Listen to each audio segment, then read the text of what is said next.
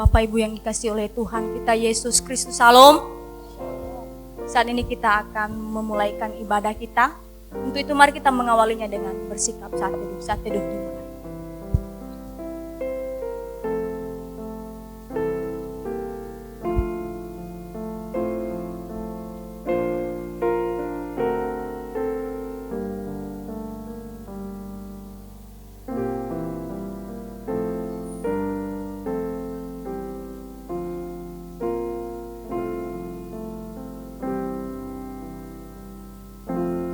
Amin.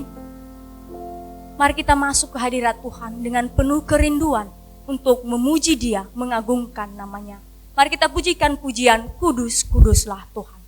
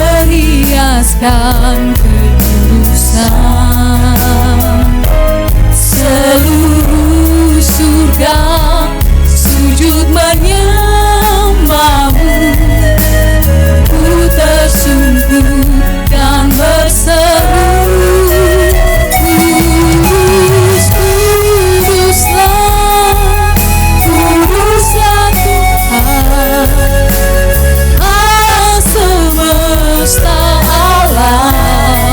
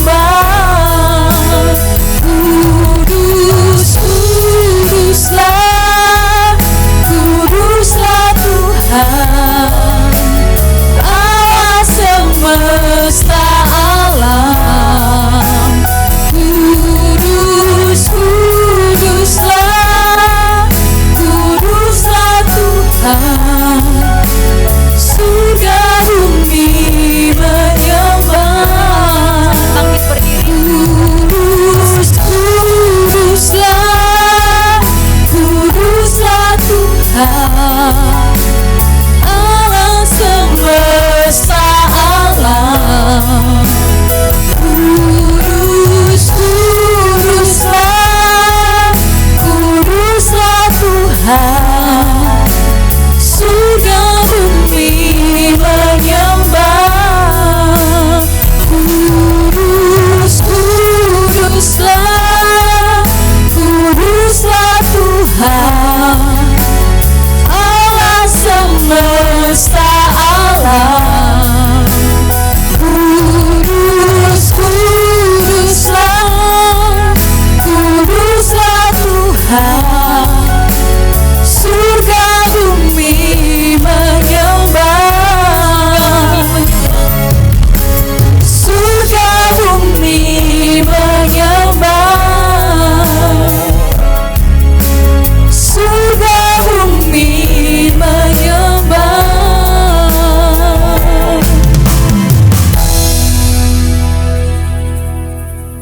Pertolongan kita pagi ini datang dalam nama Tuhan yang menjadikan langit dan bumi serta sekalian isinya. Ia yang memeliharakan kesetiaannya sampai selama-lamanya, dan Ia tidak pernah meninggalkan kita perbuatan tangannya. Turunlah atas saudara semua kasih karunia dari Allah Bapa, damai sejahtera dari Yesus Kristus di dalam Roh Kudus.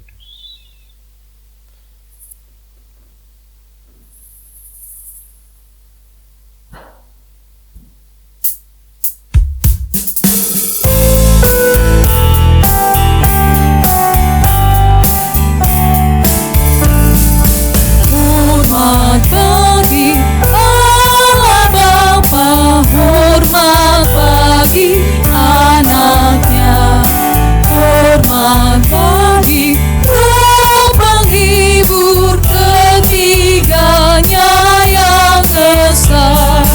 Haleluya, haleluya, ketiganya yang esa.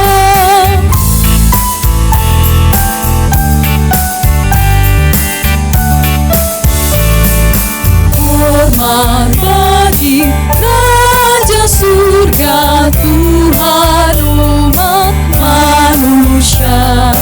Hormat bagi Raja Salom di seluruh dunia.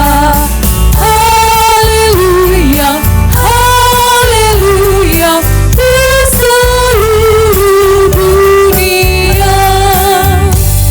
Mari kita tundukkan kepala, kita bersatu di dalam doa. Ya Bapa, dengan kerinduan kami datang kepadamu pada pagi hari ini. Kami bersyukur atas penyertaan Tuhan, atas perlindungan Tuhan, pertolongan Tuhan dalam hidup kami. Selama 1 minggu Tuhan kami telah lalui, dan pada pagi hari ini kami rindu memuji Tuhan, kami rindu memuliakan Tuhan. Urapi kami satu persatu ya Tuhan. Biarlah pujian kami boleh senantiasa layak di hadapan Tuhan. Dan kami juga menyadari ya Tuhan, bahwa kami ini adalah orang yang berdosa. Begitu banyak pelanggaran yang telah kami lakukan, baik melalui tutur kata kami, sikap kami, perbuatan kami. Ampuni kami Tuhan, layakkan kami datang di hadapan-Mu pada pagi hari ini, sehingga ibadah kami boleh berkenan kepada Tuhan, boleh menyenangkan hati Tuhan. Terima kasih Bapa, ini rangkaian ibadah kami serahkan semuanya ke dalam tangan kuasa-Mu. Di dalam nama Tuhan Yesus kami berdoa. Amin. Dengan tetap berdiri Bapak Ibu, mari kita bersorak-sorai memuji Tuhan dengan pujian Tiba Saatnya.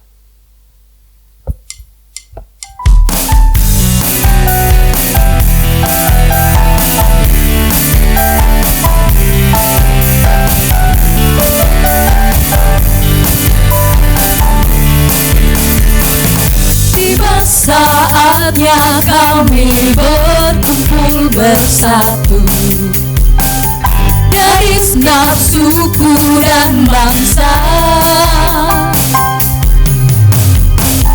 berdiri di hadapan tahta Anak Domba, satu suara menyatakan keselamatan bagi Allah yang duduk dan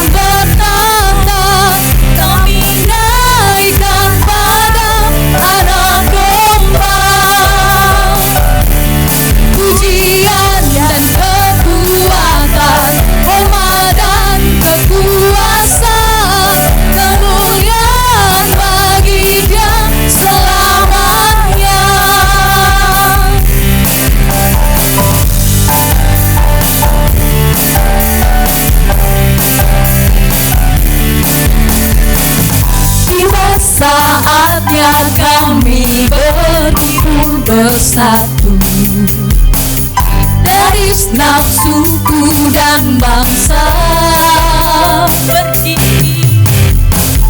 berdiri di hadapan tanah domba, satu suara menyatakan keselamatan bagi Allah yang duduk dan bertata. Kami naikkan pada anak domba pujian dan kekuatan, hormat dan kekuasaan, kemuliaan bagi Dia selamanya. Keselamatan bagi Allah yang duduk dan bertata. Kami naikkan pada anak domba pujian dan kekuatan, hormat dan kekuasaan, kemuliaan bagi Dia selamanya. Keselamatan bagi Allah yang duduk dan bertata. Kami naikkan pada anak domba pujian dan kekuatan, hormat dan kekuasaan, kemuliaan bagi Dia selamanya. Sebab Tuhan Maha Besar dan sangat terpuji, Dia lebih dahsyat dari segala Allah. Sebab Tuhan Maha Besar dan sangat terpuji, kuasanya dahsyat menghancurkan musuh. Sebab Tuhan Maha Besar dan sangat terpuji, Dia lebih dahsyat dari segala Allah. Sebab Tuhan Maha Besar dan sangat terpuji, kuasanya dahsyat menghancurkan musuh. Kuasanya dahsyat menghancurkan musuh.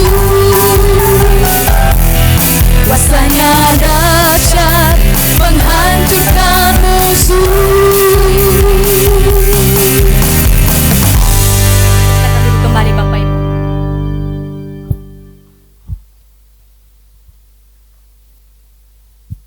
Saat ini kita mempersiapkan hati kita untuk merenungkan firman Tuhan. Namun sebelumnya mari kita memuji Tuhan dengan pujian, penuhkanlah bejanaku.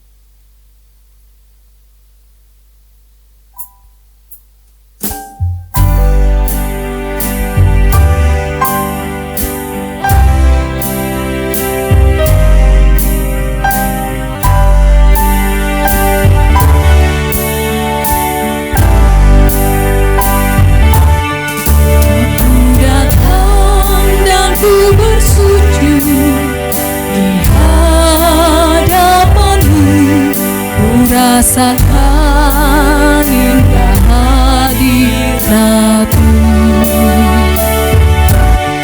Telah ku buka mata hatiku dan seluruh jiwaku untuk ku nikmati firman-Mu.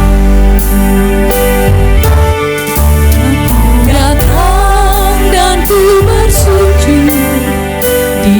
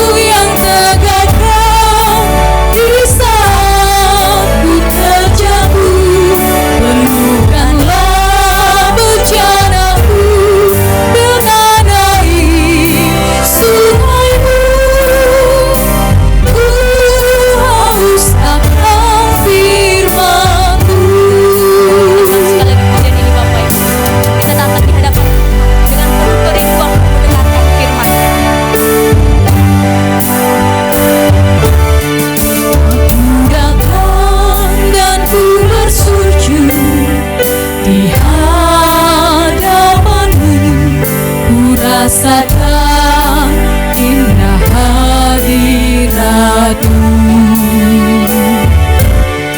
Telah Ku buka mata hatiku dan seluruh jiwaku untuk ku nikmati firman-Mu. Aku datang dan ku bersujud di hadapan-Mu. Ku rasakan indah hadirat-Mu. Telah Ku buka mata hatiku dan seluruh jiwaku untuk ku nikmati firman-Mu. Firman-Mu yang kuasa untuk mengubah sikap hati. Firman-Mu yang tegakkan di saat ku terjatuh. Penuhkanlah bencanaku dengan air sungai-Mu. Ku haus akan firman-Mu. Firman-Mu yang kuasa untuk mengubah sikap hati. Firman-Mu yang tegakkan di saat ku terjatuh. Penuhkanlah bencanaku dengan air sungai-Mu. Ku haus akan firman-Mu. Ku haus akan firman-Mu. Ku haus akan firman-Mu.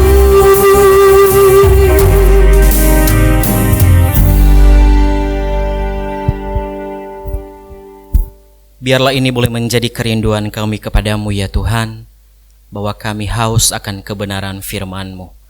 Kami bersyukur di hari-hari yang boleh kami jalani, Tuhan selalu beserta dengan kami. Tuhan memberkati kami, bahkan Tuhan selalu menyediakan mencukupkan apa yang kami perlukan. Bahkan di dalam segala situasi, Engkau masih setia bagi kami orang-orang yang tidak setia ini. Terima kasih ya Tuhan, biarlah pujian yang sudah kami bawa di hadapan-Mu menjadi ungkapan syukur kami dari hati kami dan keluar melalui mulut kami. Maka biarlah penyembahan kami Tuhan berkenan di hadapan-Mu ya Tuhan. Saat ini kami mau mendengar kebenaran firman-Mu. Mampukan kami yang lemah, biarlah kami boleh diberkati, ditegur dan diubahkan oleh Tuhan saja melalui kebenaran-Mu ya Tuhan. Terima kasih ya Tuhan, sucikan kami, pikiran kami, hati kami, dan berikan kami kerendahan hati seperti hati seorang hamba, supaya kami boleh mendengar, memahami, dan juga kami boleh melakukannya. Di dalam Kristus Yesus kami sudah berdoa dan bersyukur. Amin.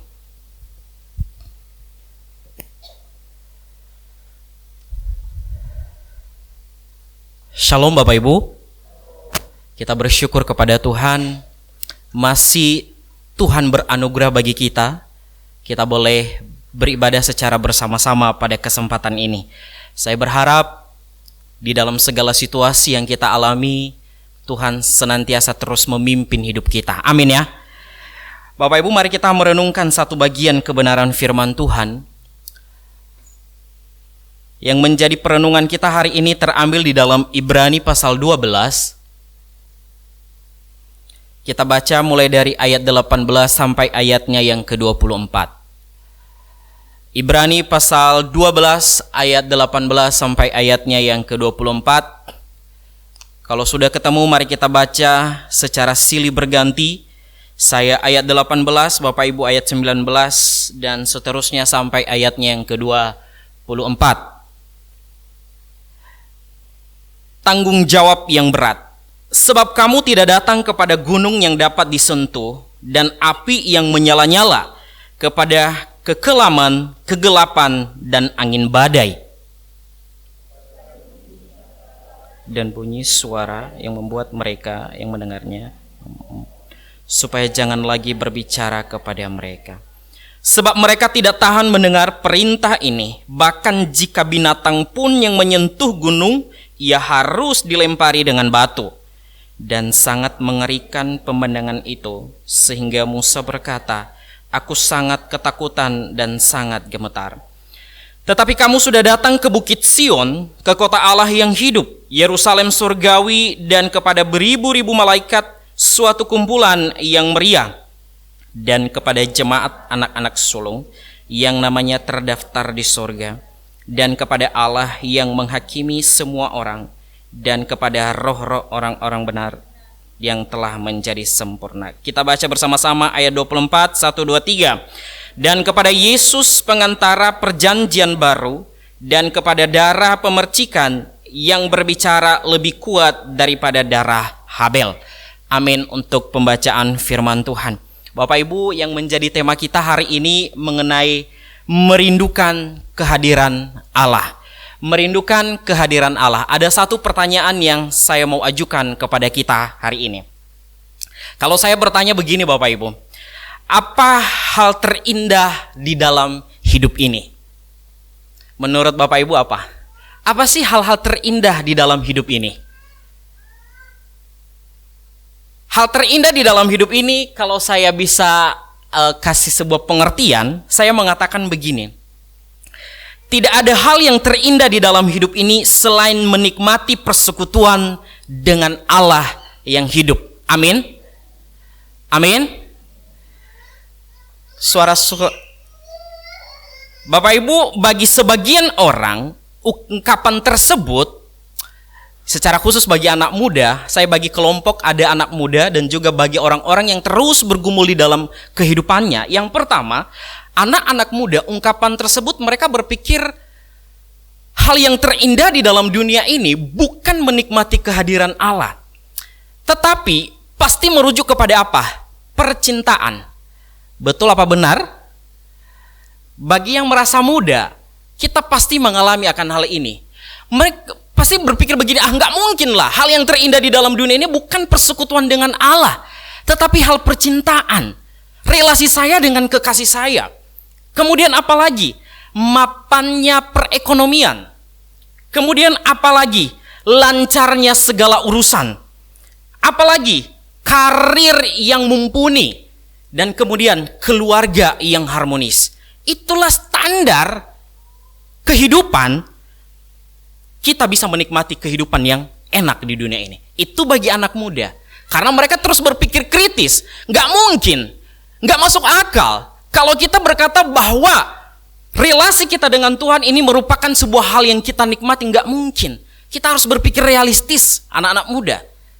Kemudian golongan kedua, bagi orang-orang atau anak-anak Tuhan yang terus bergumul di dalam penderitaan hidup, berkata, ini sebuah khayalan, ini sebuah kemustahilan bila saya menganggap bahwa hal yang terindah di dalam hidup ini adalah menikmati persekutuan dengan Allah.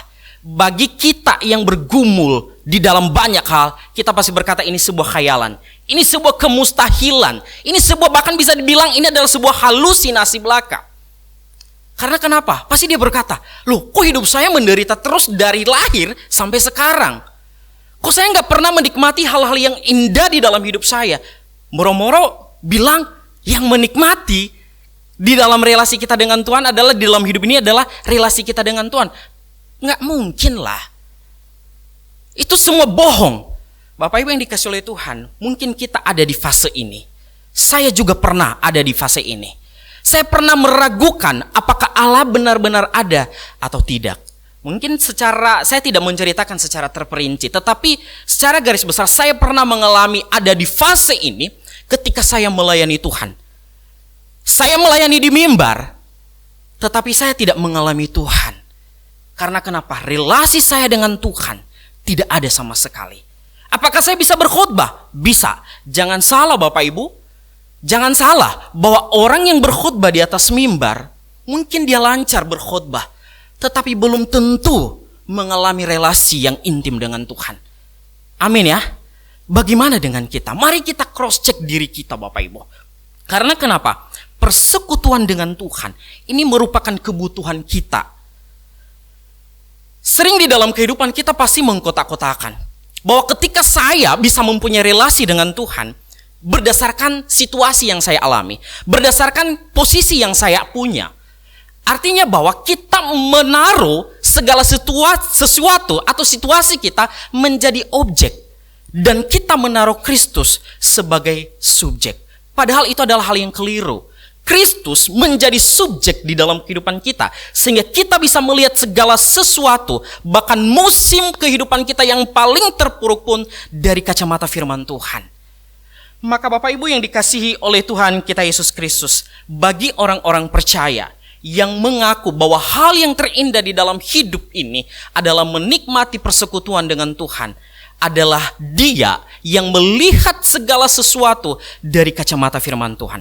Mari kita lihat bagaimana kehidupan orang-orang Kristen yang ada di kitab Ibrani ini. Lalu kita juga nanti akan melihat bagaimana kehidupan kita. Maka kita perlu melihat bahwa kitab Ibrani, surat Ibrani ini ditulis tidak tahu siapa penulisnya yang paling jelas. Bahkan di dalam Ibrani sendiri tidak diketahui, tidak secara gamblang dikatakan bahwa yang menulis ini adalah rasul ini. Tetapi banyak penafsir yang mengatakan bahwa Ibrani ditulis oleh Rasul Paulus. Tetapi lagi-lagi ada banyak yang membantah karena gaya bahasa Paulus tidak mencerminkan di kitab Ibrani ini. Terlepas dari semuanya itu, siapapun penulisnya, yang lebih penting adalah apa yang Tuhan firmankan melalui kitab Ibrani ini. Kita melihat bahwa Ibrani ini dialamatkan kepada siapa? Kepada orang-orang Kristen yang berlatar belakang Yahudi. Orang-orang Kristen yang berlatar belakang Yahudi, mereka orang Kristen sudah percaya Kristus. Tetapi penulis ini berkata begini, engkau masih hidup di dalam bayang-bayang masa lalu. Mereka sudah hidup di bawah penganiayaan, tetapi mereka juga masih menghidupi tradisi-tradisi Yahudi. Agama Yahudi mereka masih menghidupi. Karena kenapa? Supaya mereka bisa diterima di kalangan mereka. Kalau mereka tidak bisa menghidupi tradisi Yahudi, maka apa yang mereka alami? Penganiayaan. Maka salah satu tujuan daripada kitab Ibrani ini menguatkan mereka bahwa tetap hidup di bawah anugerah Yesus Kristus sekalipun Anda ada di dalam penganiayaan. Bapak Ibu yang dikasihi oleh Tuhan kita Yesus Kristus, itu gambaran singkat dari Ibrani ini. Maka di dalam khotbah kita hari ini kita akan melihat juga lebih dalam nanti berkaitan dengan perjanjian lama. Di dalam perjanjian lama kalau kita perhatikan Bapak Ibu, kita akan melihat ada dua, bukan perjanjian lama, tetapi di dalam Alkitab secara keseluruhan, kita akan melihat ada dua perjanjian atau covenant. Yang pertama, kita akan melihat perjanjian Sinai dan juga nanti kita akan melihat perjanjian anugerah. Apa sih yang dimaksud dengan perjanjian Sinai? Apa sih yang dimaksud dengan perjanjian anugerah? Terkait firman Tuhan yang kita bahas. Setelah itu nanti kita akan melihat apa sih yang menjadi korelasi Injil atau gospel connection bagi hari ini. Sehingga apa? Ini yang menjadi puncak atau klimaks daripada khotbah kita pada kesempatan ini. Mari kita perhatikan ayat 18 sampai 24. Saya bagi dua. Ada dua tempat yang disoroti di sana. Yang pertama Gunung Sinai dan Bukit Sion. Mari kita perhatikan ayat 18 sampai 21. Saya bacakan. Sebab kamu tidak datang kepada gunung yang dapat disentuh dan api yang menyala-nyala, kepada kekelaman, kegelapan dan angin badai, kepada bunyi sangkakala dan bunyi suara yang membuat mereka mendengarnya memohon supaya jangan lagi berbicara kepada mereka, sebab mereka tidak tahan mendengar perintah ini. Bahkan jika binatang pun yang menyentuh gunung, ia harus dilempari dengan batu. Dan sangat mengerikan pemandangan itu sehingga Musa berkata, aku sangat ketakutan dan sangat gemetar. Mungkin kita berpikir ayat ini berbicara tentang apa sih? Ini berbicara tentang apa? Mari kita kembali di dalam perjanjian lama. Kita buka Keluaran 19. Supaya kita bisa diberikan sebuah definisi apa sih yang dimaksud oleh ayat ini. Peristiwa apa? Mari kita lihat Keluaran 19. Di dalam Keluaran 19 kita akan melihat tentang peristiwa Sinai, di mana Allah memberikan janji kepada bangsa Israel melalui Musa. Kita akan melihat ayat 16 sampai 25. Keluaran 19, saya bacakan ayat 16. Dan terjadilah pada hari ketiga, pada waktu terbit fajar, ada guruh dan kilat dan awan padat di atas gunung, dan bunyi sangkakala yang sangat keras, sehingga gemetarlah seluruh bangsa yang ada di perkemahan. Lalu Musa membawa bangsa itu keluar dari perkemahan untuk menjumpai Allah, dan berdirilah mereka pada kaki gunung. Di Ibrani kan tidak dijelaskan secara eksplisit ini mengenai apa. Tetapi di dalam Keluaran, kalau Bapak Ibu bisa baca, ini panjang sekali. Dari ayat 1 sampai ayatnya yang ke-25, ini menceritakan tentang peristiwa Sinai, perjanjian Sinai atau perjanjian Musa. Bapak Ibu yang dikasihi oleh Tuhan kita Yesus Kristus, di sini kita melihat bahwa Allah pengen berbicara kepada bangsa Israel. Tetapi tidak semua bangsa Israel yang mampu menghadap Tuhan. Karena kenapa? Allah membatasi. Hanya Musa dan Harun yang mampu bisa naik ke gunung itu. Sementara jemaat lain tidak. Kalau ada umat Israel yang mampu menyentuh gunung Sinai, konsekuensinya apa? Mati. Maka Bapak Ibu yang dikasihi oleh Tuhan kita Yesus Kristus, bila kita perhatikan ayat 8, kita melihat respon daripada umat Israel kepada Musa. Mereka berkata apa? Segala yang difirmankan Tuhan akan kami lakukan. Jadi mereka tidak mau langsung berhadapan dengan Tuhan, tetapi mereka melalui Musa, mereka berkata bahwa kami siap melakukan apa yang Tuhan firmankan. Sebenarnya tujuannya apa sih kalau kita berkata perjanjian Sinai ini untuk apa? Perjanjian Sinai ini bertujuan untuk apa? Tujuannya adalah supaya bangsa Israel, ada sebuah pembedaan antara bangsa Israel dengan bangsa-bangsa lain. Bangsa kafir dengan bangsa Israel ada sebuah perbedaan yang sangat mencolok, yaitu apa? Bangsa Israel memiliki Allah yang benar, Allah yang hidup, yang memimpin mereka. Sementara bangsa kafir tidak percaya kepada Allah yang benar. Maka ini adalah salah satu tujuan dari peristiwa Sinai. Maka Bapak Ibu yang dikasihi oleh Tuhan, janji Sinai sama juga perjanjian yang sudah Allah berikan kepada Abraham. Meterannya apa? Darah. Jadi di dalam perjanjian itu Allah langsung melibatkan diri, maka Tuhan juga menuntut sebuah hal, yaitu darah. Maka Bapak Ibu yang dikasihi oleh Tuhan kita Yesus Kristus, di sini kita melihat apa yang dimaksud oleh perjanjian Sinai atau perjanjian Musa. Perjanjian Sinai ini merupakan sebuah puncak nantinya kalau kita lihat di pasal 20. Apa isi pasal 20? Turunnya atau Allah memberikan 10 hukum Taurat kepada bangsa Israel melalui Musa.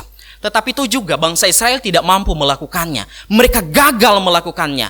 Nanti digenapi di Matius pasal 5 ayat 17. Siapa yang menggenapi? Kristus itu sendiri. Kristus datang bukan menghilangkan atau meniadakan hukum Taurat, tetapi menggenapi. Kristus menjadi penggenapan daripada hukum Taurat dan dia melakukan dengan sempurna. Nanti kita akan melihat dari koneksi daripada Injilnya.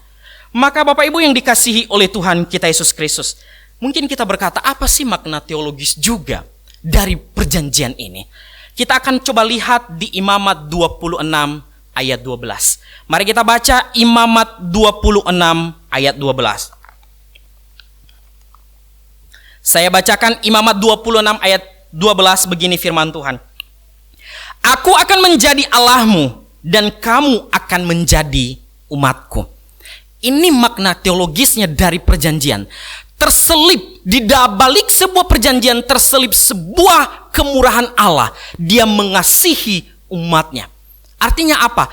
Janji tidak serta-merta bukan untuk menghukum bangsa Israel, tetapi dia menyatakan bahwa aku menjadi Allah bagi umat Israel, maka engkau juga menjadi umatku.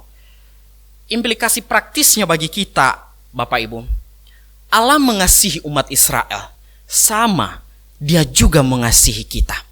Dia memberikan janji kepada bangsa Israel, maka Allah juga di dalam Kristus Yesus memberikan janji bagi kita. Janji itu untuk apa? Supaya kita bisa dibedakan loh antara orang-orang yang percaya Kristus dengan yang tidak percaya kepada Kristus. Kita tidak lagi hidup di bawah bayang-bayang hukum Taurat, tetapi di bawah kasih karunia. Maka segala sesuatu yang Allah janjikan melalui kebenaran firman Tuhan, ini adalah sebuah kebenaran yang patut kita percayai. Amin ya. Itu yang pertama, janji Sinai atau janji kepada Musa. Kemudian yang kedua, kita akan melihat Bukit Sion. Coba kita lihat ayat 22. 22, ayat 22. Tetapi kamu sudah datang ke Bukit Sion, ke kota Allah yang hidup, Yerusalem surgawi, dan kepada beribu-ribu malaikat, suatu kumpulan yang meriah. Bapak Ibu yang terkasih, Sion di dalam Alkitab sebenarnya banyak sekali mengandung pengertian. Tetapi di dalam konteks ini, Sion ini merujuk kepada apa? Suatu tempat tujuan para musafir. Siapa musafir? Kita. Siapa musafir? Semua orang-orang yang percaya kepada Kristus. Sion di sini merupakan lambang tempat kehadiran Allah untuk umat pilihannya. Dan ini merujuk kepada siapa? Gereja. Umat yang percaya kepada Kristus. Jadi ada sebuah perbedaan antara Gunung Sinai dengan Sion. Mari kita lihat perbedaannya apa. Bila kita perhatikan dua tempat ini, ada dua tempat ya, ada gunung, ada Bukit Sion. Tetapi ada sebuah perbedaan yang cukup mencolok di sana. Bila Gunung Sinai dilambangkan tempat Allah bernaung di sana, Allah manifestasi di sana untuk bertemu dengan Allah. Tetapi ada konsekuensi yang cukup fatal. Bila bangsa Israel menyentuh atau menghampiri gunung itu, konsekuensinya apa? Mati di tempat. Tetapi kita melihat Bukit Sion yang merujuk kepada Kristus, mereka bisa datang di dalam keberdosaan pun kita bisa mampu datang kepadanya. Ini adalah kabar baik. Maka Bapak Ibu yang dikasihi oleh Tuhan kita Yesus Kristus, keberdosaan kita tidak menghalangi kita bisa datang kepada Kristus. Coba kita perhatikan, seberdosa apakah kita di hadapan Allah?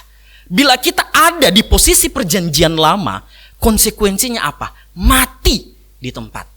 Tetapi melalui Bukit Sion yang merujuk kepada Kristus, kita bisa datang kepadanya di dalam kondisi apapun yang kita alami. Di dalam keputusasaan, bahkan kita meragukan Allah, apakah ada Allah atau tidak di dalam hidup saya, maka kita mampu datang kepadanya. Amin ya. Maka Bapak Ibu yang dikasihi oleh Tuhan, ini yang merujuk kepada apa? Bukit Sion merujuk nanti kepada perjanjian anugerah. Apa sih perjanjian anugerah? Perjanjian anugerah ini kalau kita perhatikan, ini dijalankan oleh sepihak. Siapa sepihak di sini? Allah sendiri. Bagaimana dia bisa menjalankan? Dia berinisiatif mencari kita yang berdosa tadi loh. Sehingga kita beroleh anugerah, memperoleh keselamatan itu.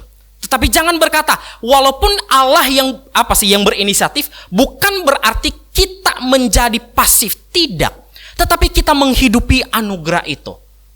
Maka Bapak Ibu yang dikasihi oleh Tuhan, di dalam anugerah keselamatan tidak ada tendensi atau ikut campur tangan manusia, tetapi hanya oleh anugerah Allah. Ini yang membedakan antara agama-agama kekristenan di luar kekristenan. Bagi orang saya pernah menjelaskan kepada murid-murid saya begini Bapak Ibu. Ini anugerah keselamatan. Ini anugerah keselamatan.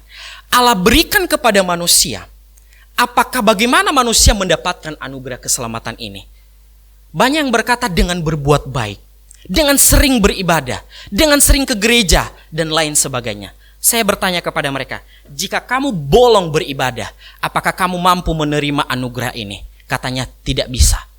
Inilah yang membedakan kita. Bagi agama di luar kekristenan, mendapatkan keselamatan, berusaha supaya apa? Terus dekat dengan anugerah ini. Tetapi kita tidak. Tuhan sudah menganugerahkan loh. Ini loh anugerah keselamatan. Aku sudah berikan kepada Anda. Lalu responmu apa? Respon kita ketika kita sudah menerima ini, yaitu bersyukur kepada Allah. Maka agung benar ayat di Yohanes pasal 3 ayat 16 berkata bahwa, apa isinya itu? Karena begitu besar kasih Allah akan dunia ini. Allah mengasihi dunia ini. Tetapi ingat, hanya orang-orang yang percaya kepadanya yang mendapat anugerah keselamatan.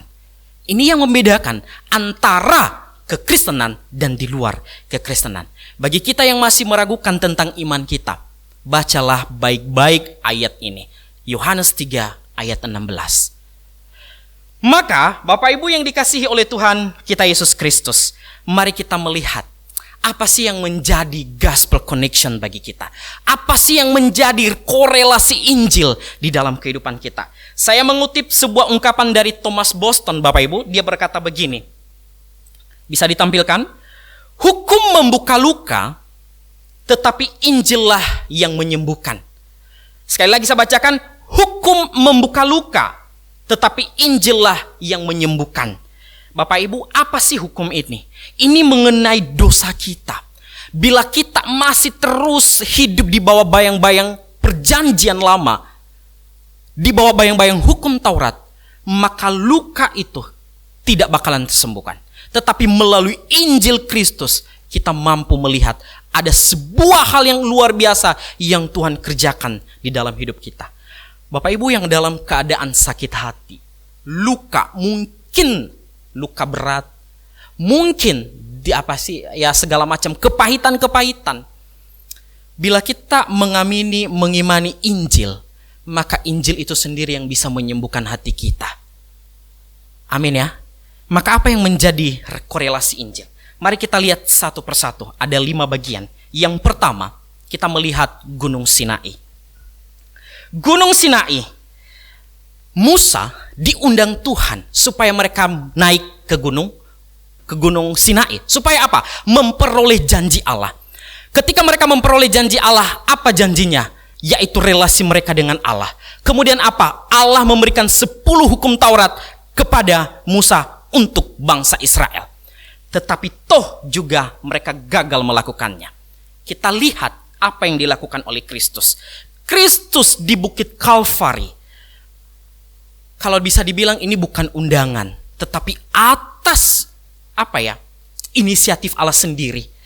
Dia datang ke Golgota untuk apa? Menyerahkan dirinya, naik ke atas kayu salib untuk apa? Menggenapi 10 hukum Taurat itu.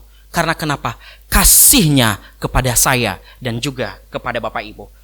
Ketika dia berseru di dalam kesakitan, Bapak Ibu, Musa ketika ada di posisi Gunung Sinai, kalau Bapak Ibu nanti perhatikan ayat 21, Musa itu berkata bahwa Gunung Sinai itu dia gambarkan sebuah ketakutan. Dia mengalami ketakutan dan juga kegentaran di sana.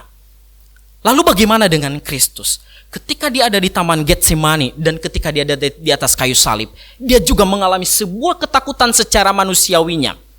Sehingga ketika dia berdoa kepada Allah, jauhkanlah sekiranya cawan ini jauh daripada aku.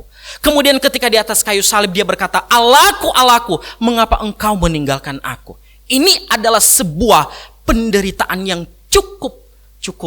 sangat-sangat keji di mata manusia.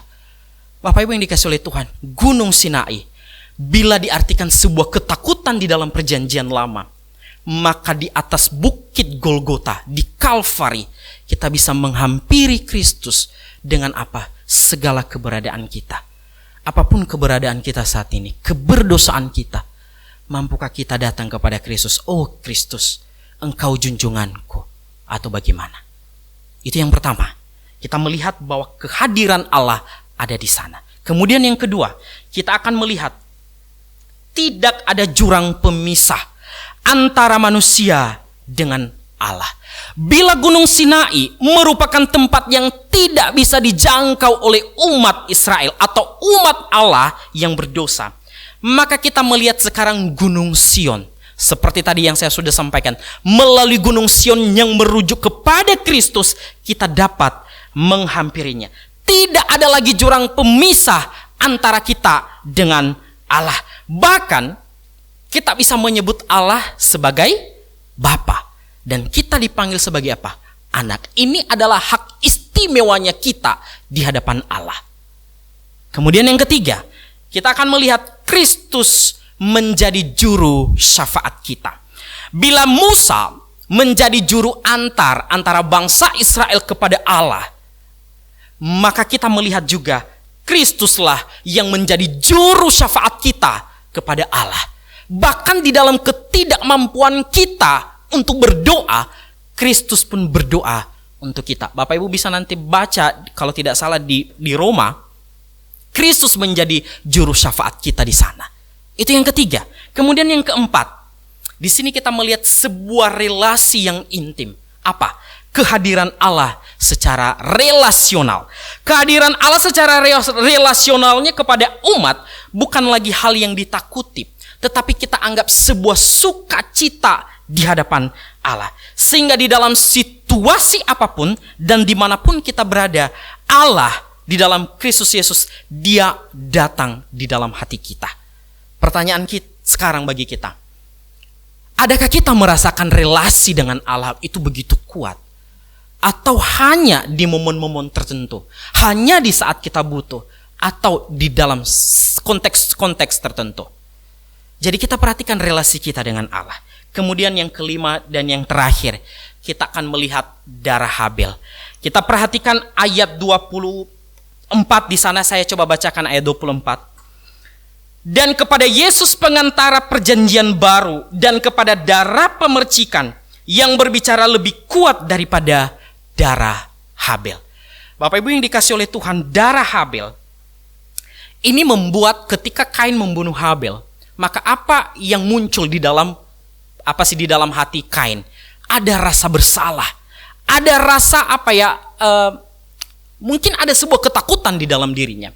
Kemudian darah Habel ini di dalam Alkitab mencatat bahwa ada sebuah tuntutan pembalasan. Maka Bapak Ibu yang dikasih oleh Tuhan, berbeda dengan darah yang dicurahkan oleh Kristus di atas kayu salib. Bila darah Habel menuntut sebuah pembalasan, tetapi darah Kristus tidak menuntut pembalasan, tetapi darah Kristus menyerukan sebuah pengampunan kepada umat manusia. Darah yang dipercik oleh Yesus Kristus di atas kayu salib memberikan kita sebuah pengharapan bahwa ada pengampunan. Maka Bapak Ibu yang dikasihi oleh Tuhan kita Yesus Kristus, luar biasa. Bila kita teliti tentang Injil Tuhan, bila kita belajar tentang Kristus, bila kita mengamini tentang Kristus, bila kita mempercayai Kristus melebihi dari apapun, pertanyaan saya bagi kita, adakah sebuah kerinduan di dalam hati kita bahwa aku merindukan Kristus, aku merindukan Allah, aku merindukan Roh Kudus di dalam kehidupan saya hari lepas hari? Adakah kita mengingat Kristus ketika kita memulai hari kita dan ketika kita mengakhiri hari kita, atau tidak? Ini pertanyaan simpel. Apakah kita mengingat Tuhan ketika memulai hari kita dan kita mengakhiri hari kita setiap hari? Perhatikan kata-kata saya Bapak Ibu. Tidak ada satu inci pun di dalam dunia ini yang Allah absen di sana. Tidak. Tidak ada satu inci pun di dalam dunia ini yang Allah di sana absen. Tidak sama sekali. Bahkan saya pernah bertanya kepada murid-murid saya begini Bapak Ibu. Apakah Allah ada di toilet? Mereka bingung. Biasanya toilet itu merujuk kepada hal-hal yang kotor. Saya bilang berkata, Allah tidak bisa dibatasi oleh apapun. Lalu apakah Allah ada di tempat pelacuran? Allah ada juga di sana. Di segala tempat. Dia tidak bisa dibatasi oleh apapun. Mungkin kita bertanya, lalu di neraka apakah ada Allah enggak? Bagaimana Bapak Ibu? Teman-teman yang lagi belajar teologi, apakah Allah ada di sana, di neraka? Saya menjawab begini Bapak Ibu, Allah tetap ada di sana. Tetapi secara relasional Allah tidak ada di sana. Paham ya? Di dalam kemahakuasaannya Allah ada di sana. Tetapi secara relasional tidak ada. Sehingga di dalam neraka tidak ada lagi kemurahan Allah. Tidak ada lagi anugerah Allah. Yang ada apa? Murka Allah ada di sana. Bapak Ibu yang dikasihi oleh Tuhan, saya akan menutup khotbah ini dengan sebuah ungkapan dari John Newton. dia bentuk di dalam sebuah puisi. Begini katanya, untuk menjalankan dan bekerja perintah hukum, namun tidak memberi saya kaki atau tangan. Tetapi berita yang lebih baik yang dibawakan Injil, itu menawariku terbang dan memberiku sayap. Apa artinya? Ketika dia masih hidup di bawah bayang-bayang agama, kita melakukan ini karena ini. Aku punya kaki, aku punya tangan, maka saya melakukan kehidupan agamawi saya. Maka tidak ada sebuah kebebasan di sana. Kita hidup di bawah bayang-bayang legalisme. Tetapi bila Injil ada di hati kita, maka kita bisa terbang sebebas-bebasnya bersama Kristus untuk apa? Menghidupi Injil itu. Biarlah ini boleh menjadi kerinduan kita. Menjalani minggu baru yang akan kita jalani. Biarlah Injil Tuhan yang memimpin hidup kita. Bukan lagi tradisi-tradisi yang ada di zaman kita, di dalam gereja. Tetapi apa? Injil daripada Kristus itu yang memimpin kita. Perhatikan, apakah ibadah kita berpusatkan kepada Allah atau kepada tradisi? Apakah ibadah kita hari demi hari 24 jam itu berpusatkan kepada Kristus, berpusatkan kepada Injil atau kepada diri sendiri? Kita bisa menilai diri kita sendiri, relasi kita dengan Allah. Saya juga terus berproses di dalam hal ini, Bapak Ibu. Jangan berkata bahwa ketika saya khotbah saya sudah mampu melakukan, dan tidak. Saya terus berproses di dalam hal ini. Maka saya ajak kita semua untuk berproses menghidupi, mengimani Injil Kristus. Sehingga apa? Ketika kita semeja, sehidangan dengan Allah di dalam meja perjamuan yang akan kita adakan nantinya, tidak ada sebuah rasa bersalah, tetapi rasa syukur kepada Allah. Bersyukur Tuhan memberikan tubuhnya, Tuhan memberikan darahnya. Untuk apa? Menyelamatkan saya dan Bapak Ibu. Memberikan kita sebuah jaminan kekal bahwa kelak aku bersama-sama dengan Dia di surga. Amin. Mari kita berdoa.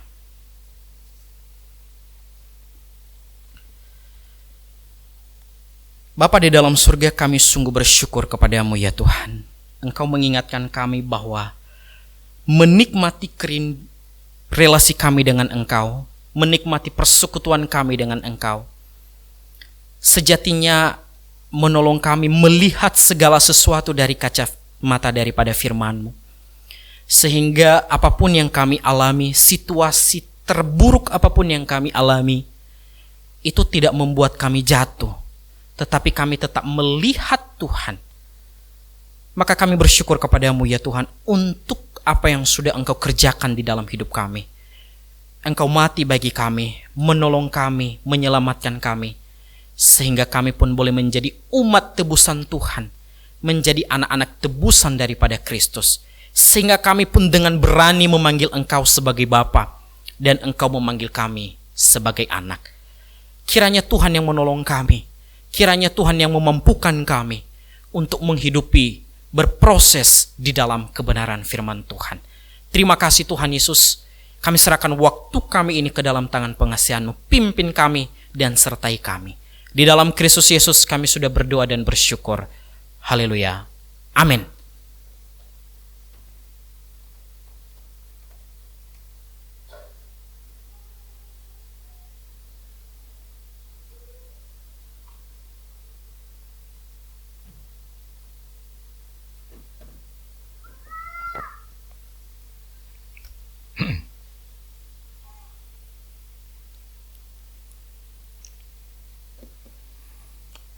Kita akan segera masuk di dalam perjamuan kudus. Saya ajak saudara untuk tunduk kepala dan kita bersama-sama berdoa.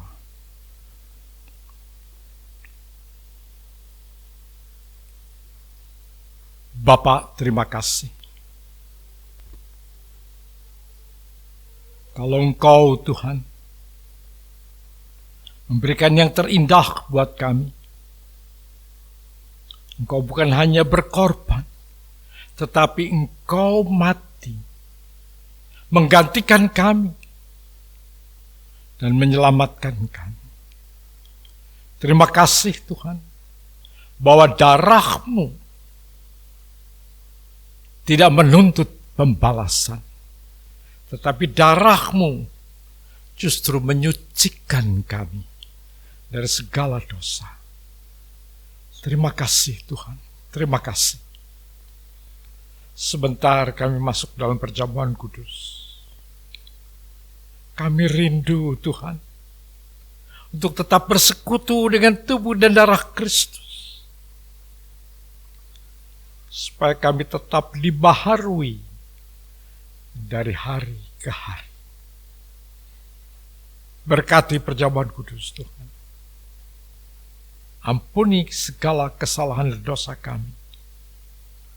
Sebelum kami mengambil perjamuan kudus, sucikan kami, layakkan kami, supaya kami boleh bersama-sama menikmati perjamuan kudus, tubuh dan darah-Mu yang akan kami bersama-sama nikmati. Terima kasih Bapa. Dalam nama Yesus kami berdoa dan bersyukur.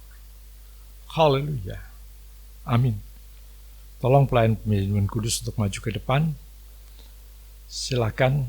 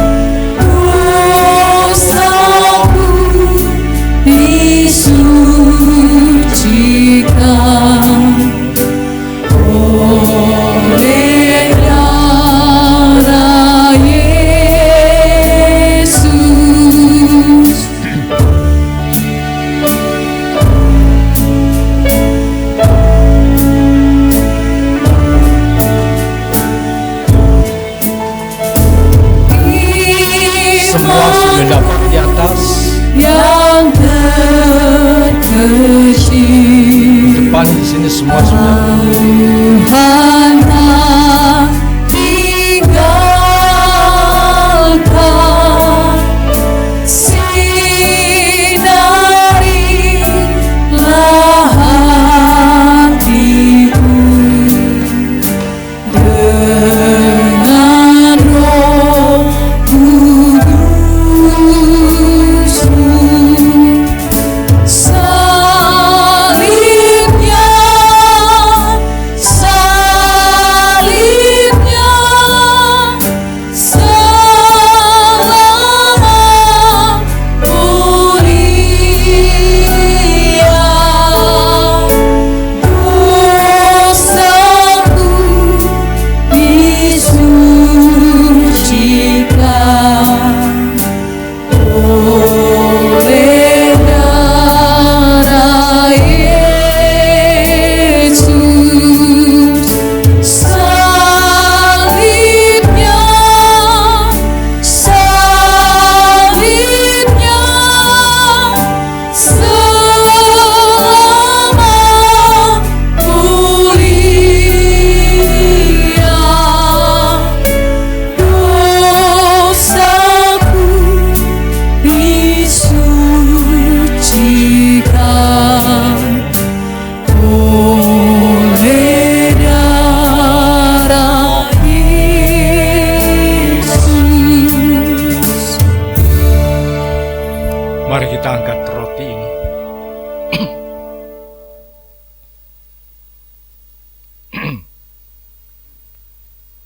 Sebab apa yang telah kuteruskan kepadamu, telah aku terima dari Tuhan, yaitu bahwa Tuhan Yesus pada malam, waktu ia diserahkan, ia mengambil roti, dan sesudah itu ia mengucap syukur atasnya, dan ia memecah-mecahkannya, dan berkata, inilah tubuhku yang diserahkan bagi kamu.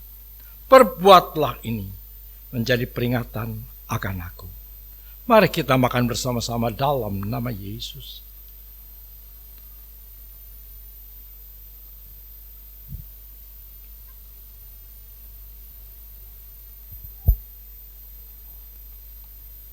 Kita angkat cawan ini. Demikian juga yang mengambil cawan sesudah makan, lalu berkata, cawan ini adalah perjanjian baru yang dimeteraikan oleh darah. Perbuatlah ini setiap kali kamu meminumnya menjadi peringatan akan aku. Mari kita minum bersama-sama dalam nama Yesus.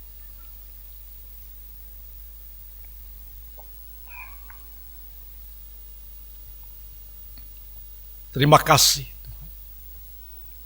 Terima kasih. Kami dipersekutukan dengan tubuh dan darah Bapa. Kami boleh menikmati persekutuan dengan Tuhan sendiri. Tuhan yang memberikan kepada kami semangat baru lagi. Di dalam satu hidup yang baru. Tuhan, terima kasih. Karena hidup kami perlu dibaharui dari hari ke hari. Tuhan, ada banyak masalah di depan kami.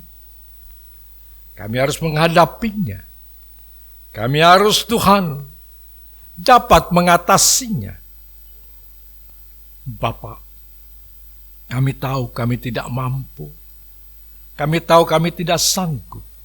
Tetapi Tuhan, bersama dengan Yesus, Engkau yang sudah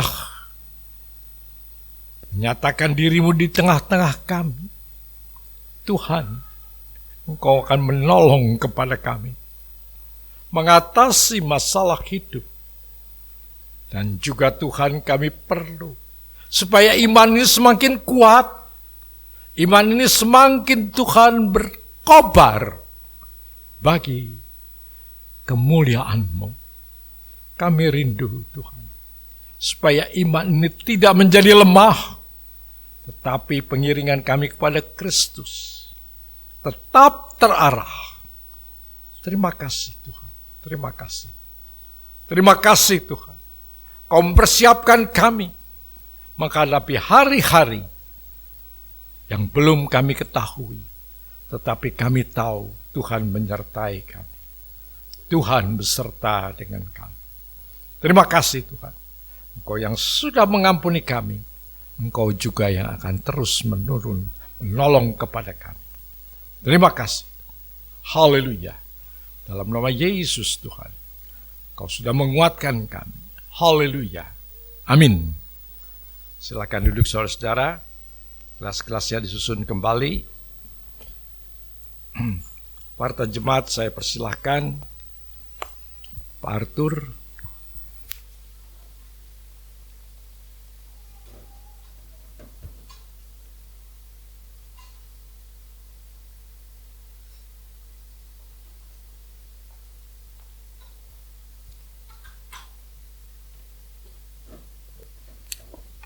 Shalom, selamat pagi Bapak Ibu Saudara yang terkasih di dalam Tuhan. Saya akan membacakan warta jemaat untuk minggu ini. Nanti sore ada kebaktian umum yang kedua pada pukul 17.00 waktu Indonesia Barat. Bagi jemaat yang tidak dapat mengikuti ibadah pagi hari, dapat mengikuti ibadah pada sore hari. Ibadah disertai dengan perjamuan kudus. Aksi Rp1.000 dapat dimasukkan di kotak di dekat pintu masuk. Hal ini digunakan untuk membantu para hamba Tuhan yang berada di wilayah Majelis Daerah 5 Jawa Timur dan sekitarnya. Persembahan pada hari ini akan dikumpulkan oleh Saudari Fani dan Saudari Grace. Hari ini jemaat diberi kesempatan memberikan persembahan untuk pekerjaan Tuhan dalam bentuk kolekte dan persepuluhan, kantong biru untuk persepuluhan.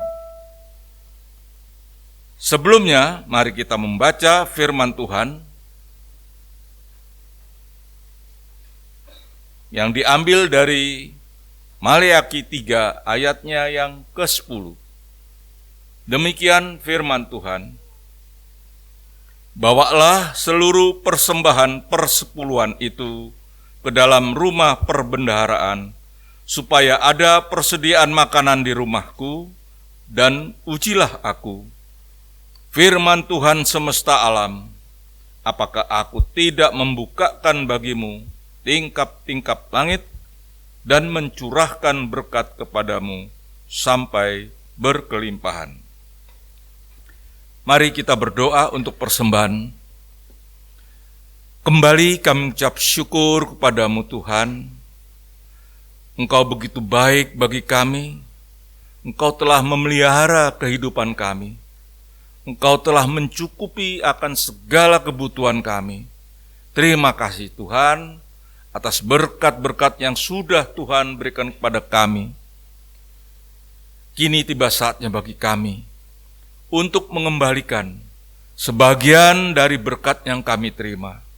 Berkati persembahan ini Tuhan, agar persembahan ini dapat dipergunakan untuk pekerjaan Tuhan di tempat ini. Terima kasih Bapa, dalam nama Tuhan Yesus kami sudah berdoa. Amin. Selama persembahan dijalankan, mari kita memuji Tuhan dengan pujian, Dialah segalanya.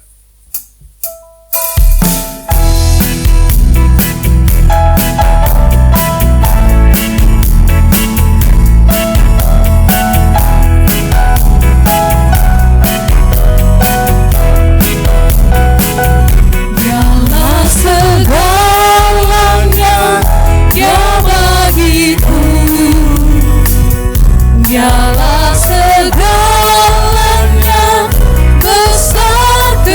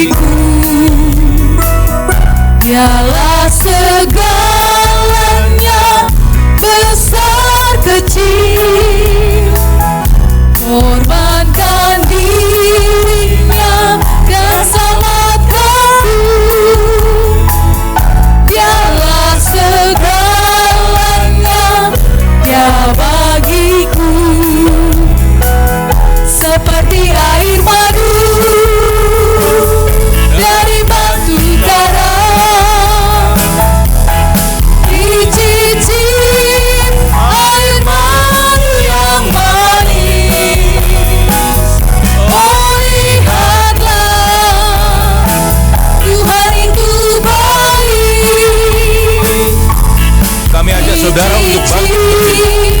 Air madu yang manis seperti air madu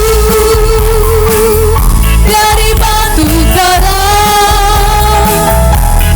Dicicip air madu yang manis. Oh, lihatlah, Tuhan itu baik. Dicicip air madu yang manis. Dicicip air madu yang manis. Dicicip air madu yang manis.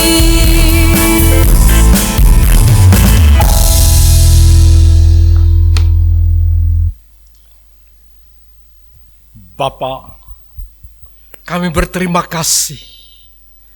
Kami bersyukur kepadamu. Engkau tidak pernah meninggalkan kami. Engkau tetap Allah yang selalu mencukupkan apa yang kami butuhkan. Terima kasih Tuhan. Di tengah-tengah suasana yang tidak baik, tetapi Tuhan tetap baik. Tuhan tetap memelihara akan kami semua.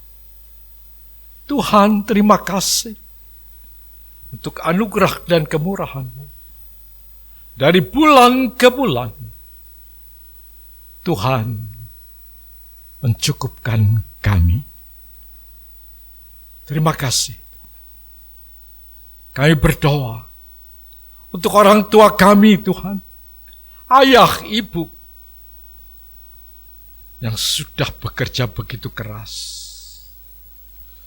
supaya boleh mencukupkan akan kebutuhan rumah tangga.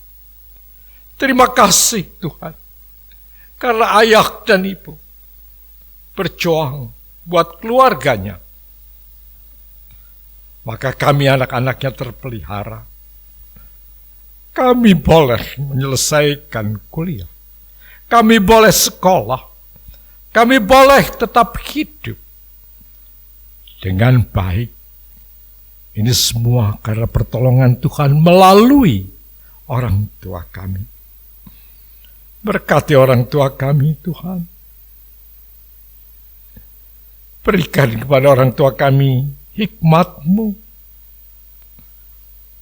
akal budi, kesabaran saat menghadapi masalah yang tidak mudah.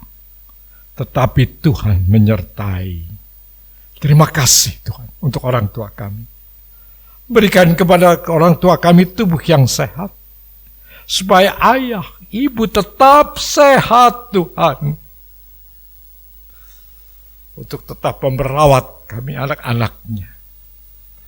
Terima kasih Tuhan. Kami bersyukur untuk orang tua kami. Kami juga sangat bersyukur untuk anak-anak kami yang boleh berusaha sendiri, boleh memeliharakan keluarganya sendiri dengan pertolongan-Mu, dengan kekuatan-Mu, dengan kemurahan-Mu. Tuhan, terima kasih. Anak-anak kami boleh memeliharakan keluarganya dengan baik. Mereka beriman kepadamu, memberikan apa yang menjadi milik-Mu. Terima kasih untuk itu Tuhan. Kami bersyukur buat anak-anak kami. Mereka juga Tuhan memperhatikan dan memperdulikan kami, orang tuanya. Mereka tidak membiarkan kami, tetapi Tuhan memberikan sesuatu supaya kami boleh tetap terpelihara. Terima kasih untuk anak-anak kami. Terima kasih. Kami bersyukur buat semua ini. Kami juga berdoa bersama-sama Tuhan, buat kami yang saat ini sedang mempersiapkan untuk berkeluarga. Tuhan, biarlah anugerah dan kemurahan-Mu tetap memenuhi akan hidup kami. Terima kasih Tuhan. Engkau menolong. Tolong Tuhan, supaya kami boleh mempersiapkan untuk membentuk satu keluarga dengan pertolongan. Terpujilah nama-Mu Tuhan.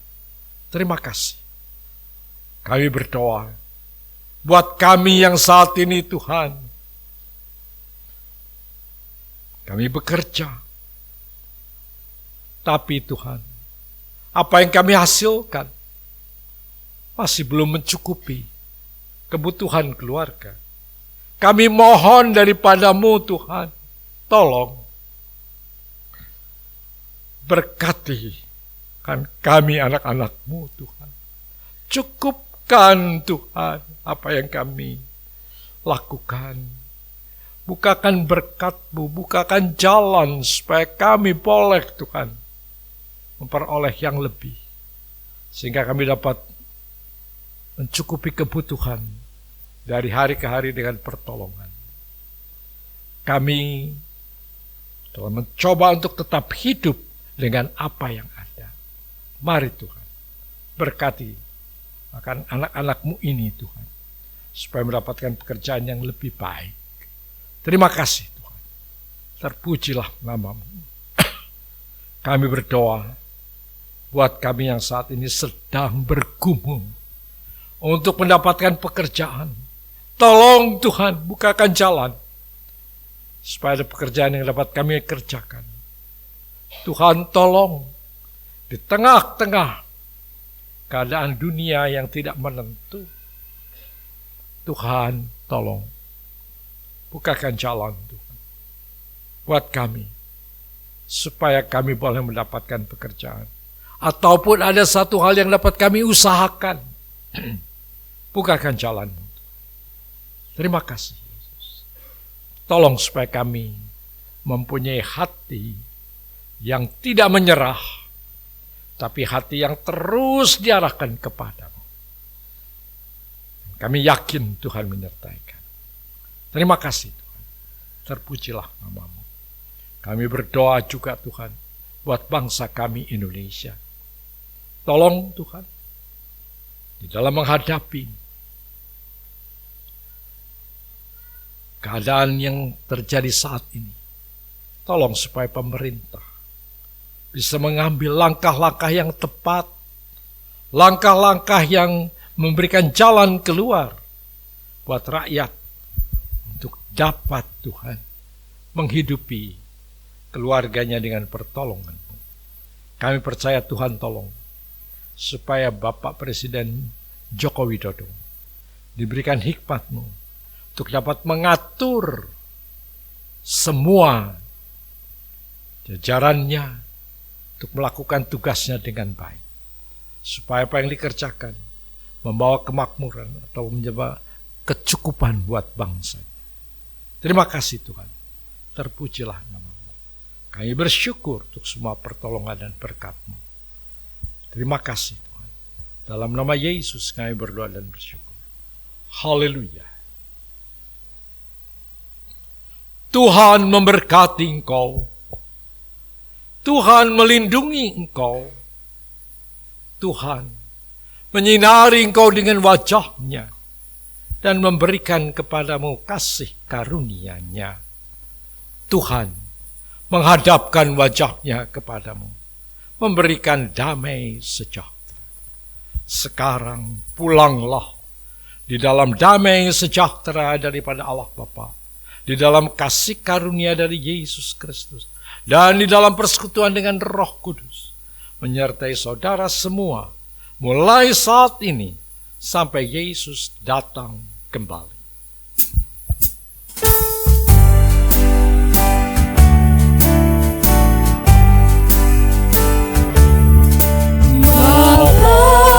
Terima kasih Bapa, terima kasih Bapa di dalam surga.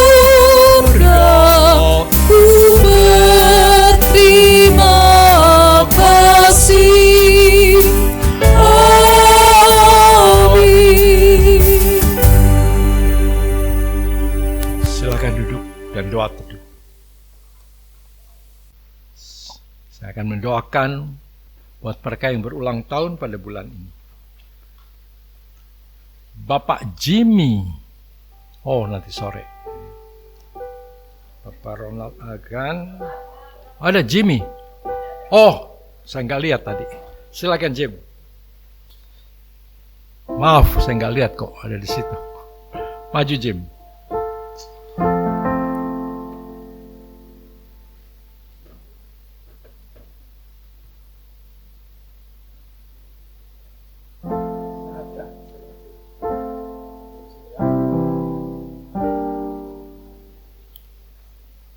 Ronald Argan di rumah.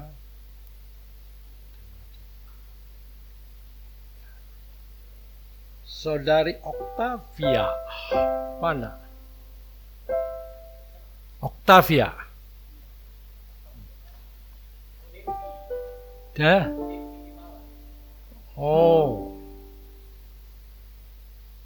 Ibu Nini. Bapak Nuri. Ulang tahun atau ulang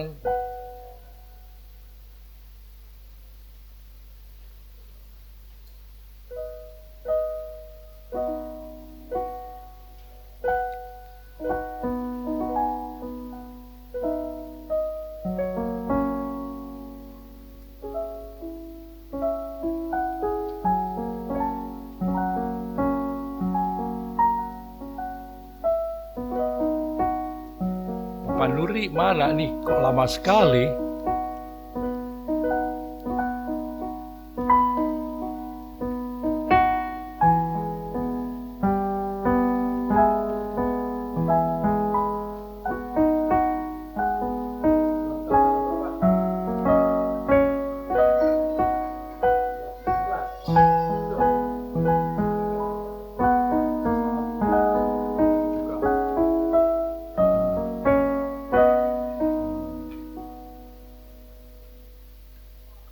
Ibu Verlina.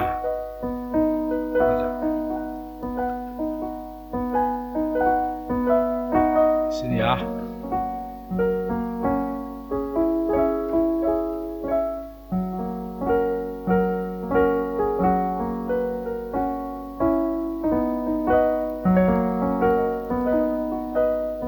Mana guru Eminah?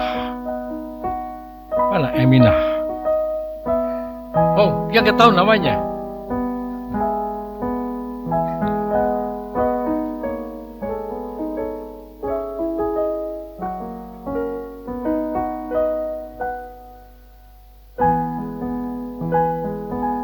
Sekarang yang lain yang tidak disebutkan atau tidak ada namanya di situ, siapa yang berulang tahun? Siapa? Silakan maju. Yamo. Silakan Yamo. Yamo apa namanya? Yamo Tani, silakan.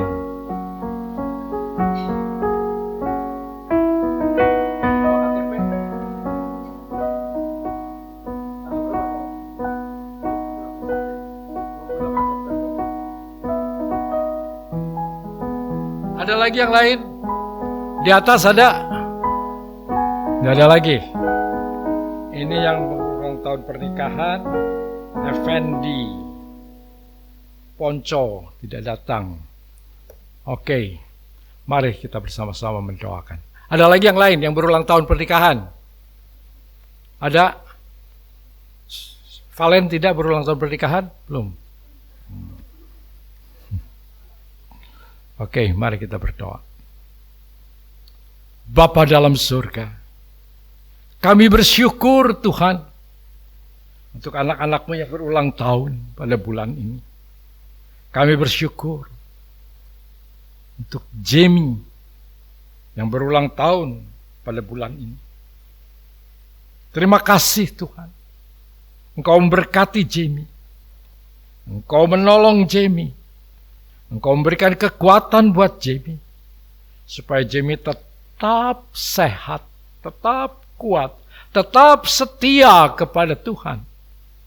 Dan tetap Tuhan mempunyai semangat untuk dapat bekerja dengan baik. Tuhan, Engkau pakai Jamie. Pakai Jamie untuk melayanimu juga. Terima kasih Tuhan.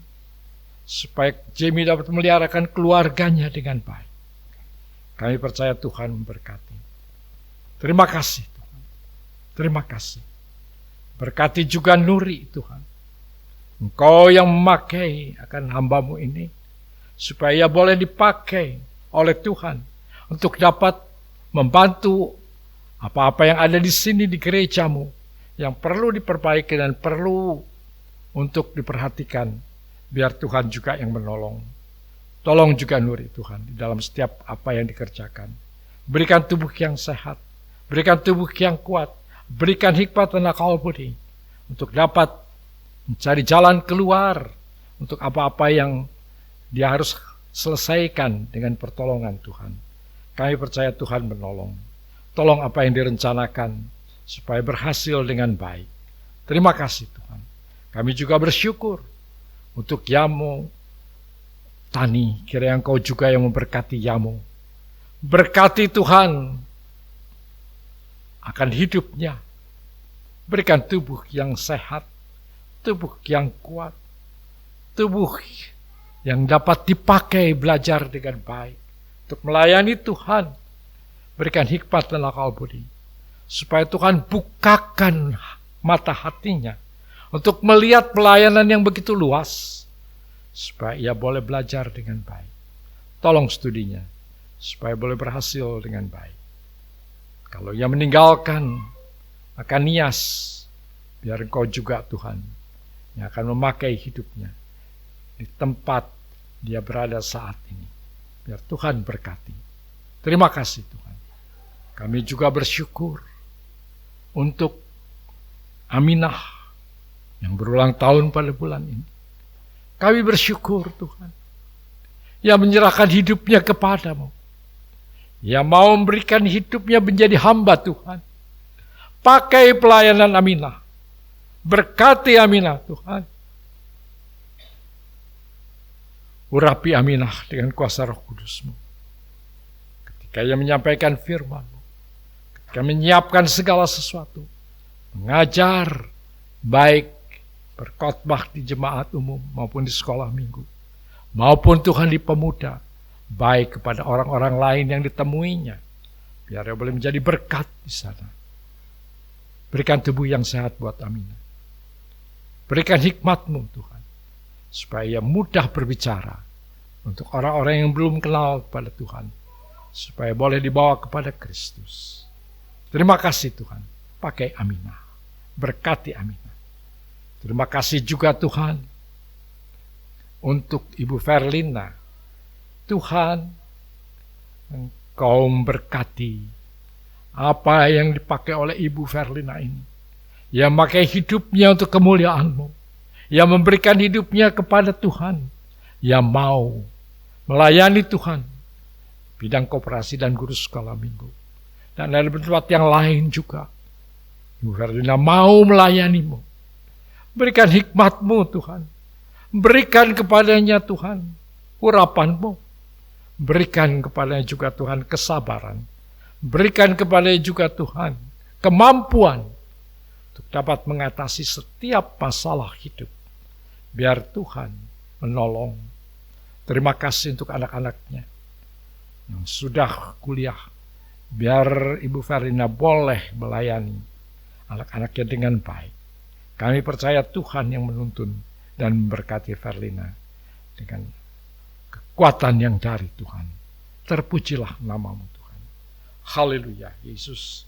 Kami juga berdoa Tuhan buat Ronald, biar Tuhan juga berkati Ronald yang berulang tahun, biar Tuhan juga tolong Ronald. Terima kasih Tuhan. Kami juga berdoa Tuhan untuk Ibu Nini, biar Tuhan juga menyertai Ibu Nini. Biar Tuhan menolong Ibu Nini juga, supaya tetap setia kepada Tuhan. Sekalipun mungkin ia ada di Bandung, biar Tuhan berikan kekuatan, supaya dapat bekerja dengan baik. Terima kasih Tuhan. Terpuji nama-Mu. Kami juga berdoa Tuhan, untuk Effendi dan juga Indrawati yang merayakan hari ulang tahun pernikahannya pada bulan ini. Biar Tuhan berkati juga, Tuhan. Kau kuatkan mereka. Engkau tetap menolong supaya keduanya hidup di dalam kasih, saling mengasihi, saling Tuhan membangun untuk hidup di dalam kemurahan Tuhan. Terima kasih Tuhan. Berkati Effendi, berkati juga Indrawati. Kami juga berdoa buat Ponco dan Dewi yang juga merayakan ulang tahun pernikahan pada bulan ini. Berkati mereka juga Tuhan. Tolong juga Tuhan apa yang diusahakan supaya berhasil dengan baik. Supaya Ponco diberikan hikmat dan akal budi. Dan juga Dewi di dalam bekerja. Berikan tubuh yang sehat, tubuh yang kuat, untuk tetap bekerja dengan baik mencukupi kebutuhan keluarganya. Kami percaya Tuhan, Engkau yang menolong supaya mereka tetap saling hidup, mengasihi satu dengan yang lain. Terpujilah nama-Mu. Terima kasih Tuhan. Dalam nama Yesus kami naikkan dan doa syukur kami. Haleluya. Amin. Aduh, siapa disuruh nyanyi ini ya? Aminah aja nyanyi satu nyanyian. Aminah. Aminah. Nyanyi sendiri. Bersyukur kepada Tuhan. Satu nyanyian.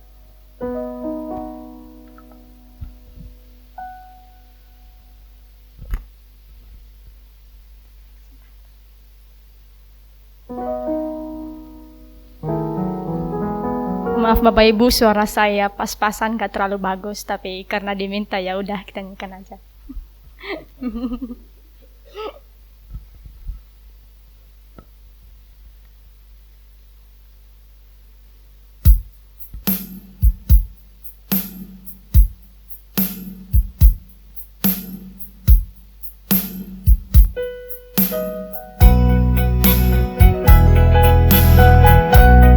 Mari kita nyanyi sama-sama Bapak Ibu.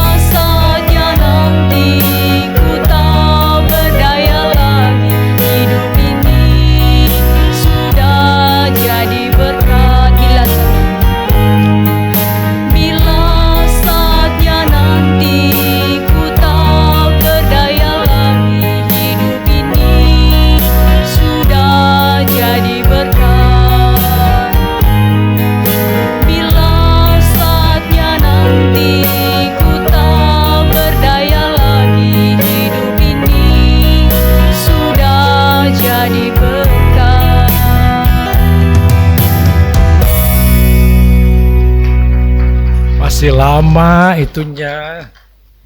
Tak berdayanya. Kok pengen cepet-cepet sih? Freddy, tolong siapkan lagunya. Happy birthday.